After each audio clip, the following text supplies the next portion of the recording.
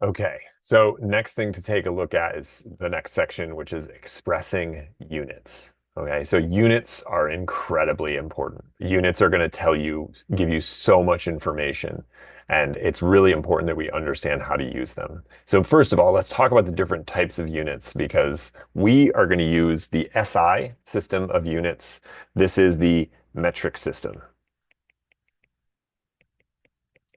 This is what's used in science. Okay, so we use the metric system in science. This is Système International. The French are kind of the pioneered it. They're major drivers in science. And so this is what we start with, the metric system.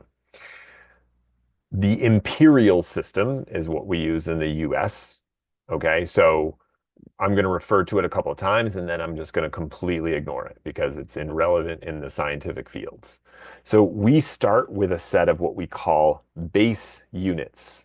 These base units are just simple measurements. Okay, so if you think about the different types of measurements you could take, measuring time, measuring distance, all of these are that we have some verified base distance. Say, hey, this is what we default to as our regular measurement.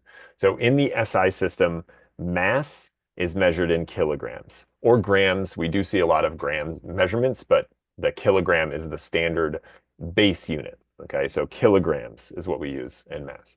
Again, in the imperial system that we use in the US, we might call pounds or some ounces, that kind of thing. But the kilogram or the gram is what we're going to use in the SI system or the metric system.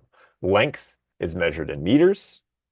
Time is measured in seconds. Temperature is measured in Kelvin. You may have not heard this before. You may have heard of degree C. Degree C and Kelvin are cousins. They're the same thing, and we'll discuss why. But temperature is always measured in kelvins, and there's a reason we use Kelvin, and we'll talk about that.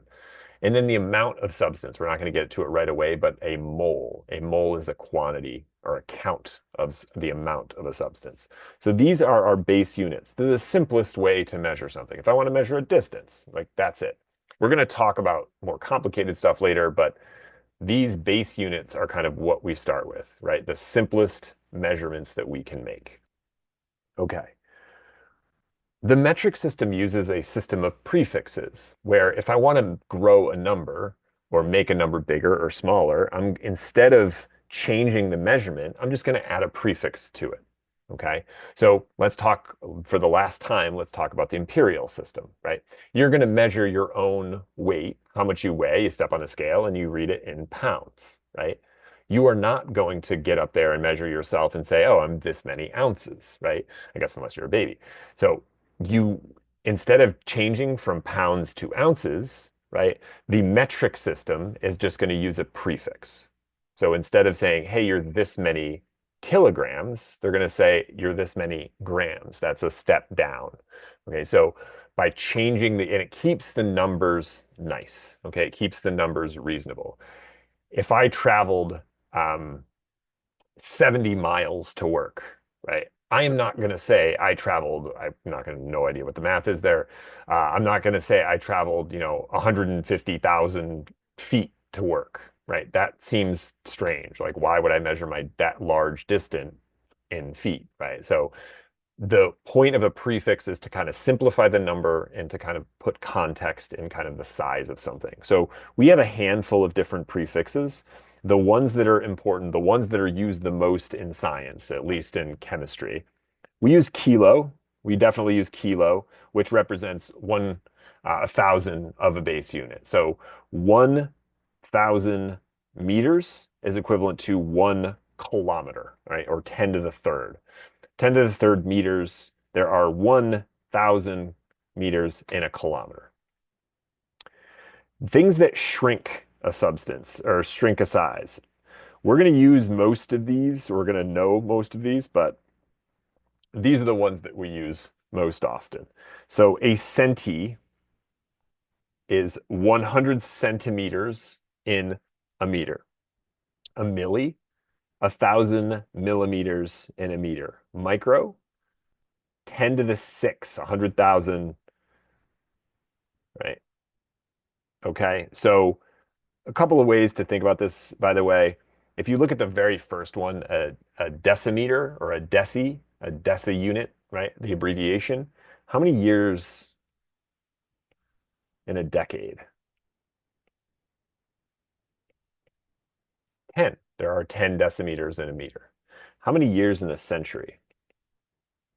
100. There are 100 centimeters in a meter. How many years in a millennium? 1,000. There are 1,000 millimeters in a meter. We're going to get used to these. We're going to use them more often. We're going to discuss them in much greater depth. But these prefixes are going to change the size of our base units. Okay, so a millimeter, uh, milli, uh, milligram, right? Millisecond, all of those things are just changing the size, the amount of that specific unit.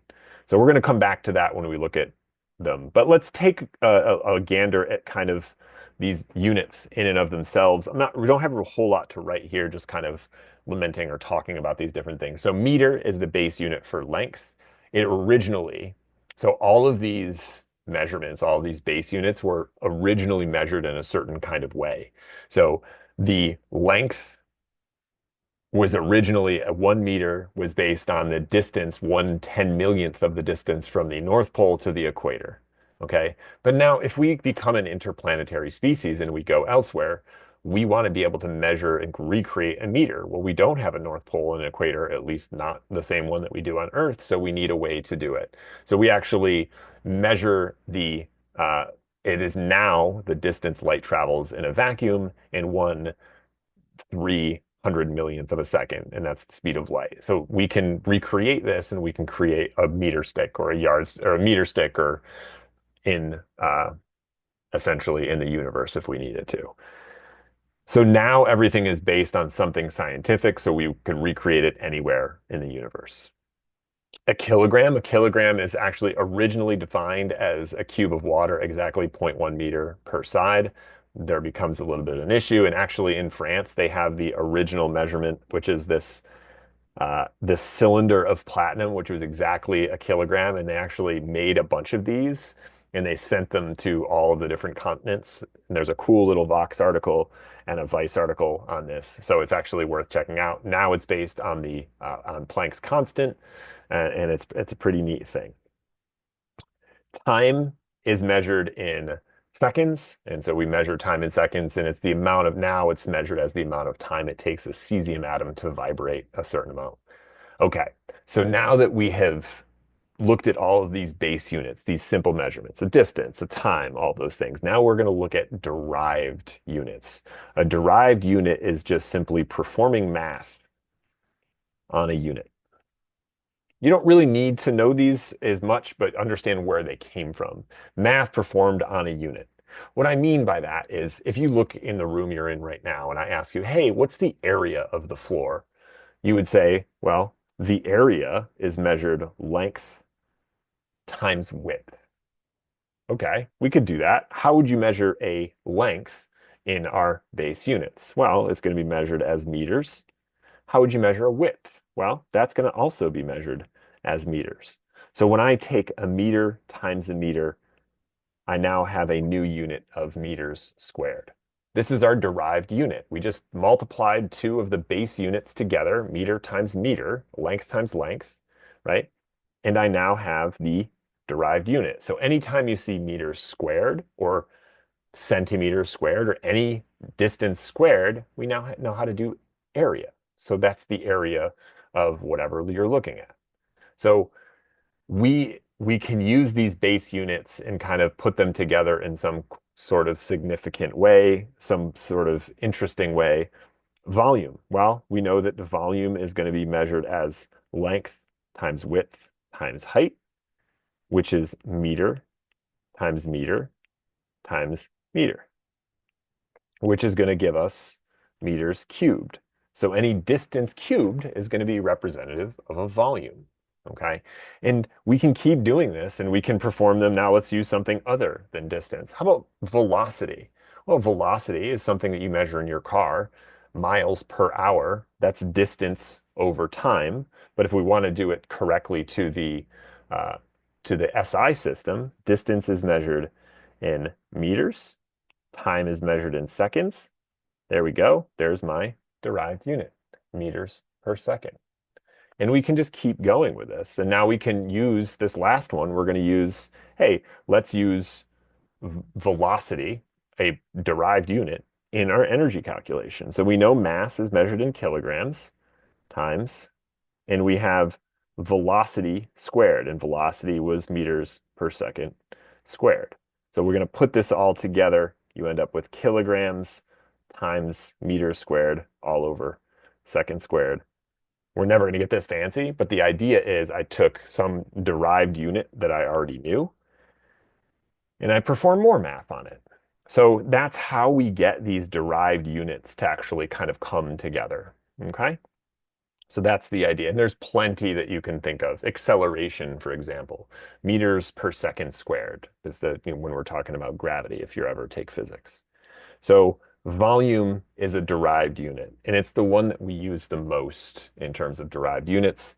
Real takeaway is this: 1 centimeter cubed is equivalent to a milliliter. Because it turns out that centimeters cubed, length times width times height, works great if we're dealing with solids, or regular shaped solids. But as soon as we introduce a liquid, we have to have a different way to measure it, and we use the milliliter to do that. So liter is a derivation of the uh, essentially of the cubed unit.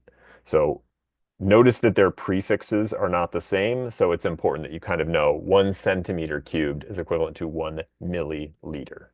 Okay. All right. So with that said, we are going to move on to this in the next video.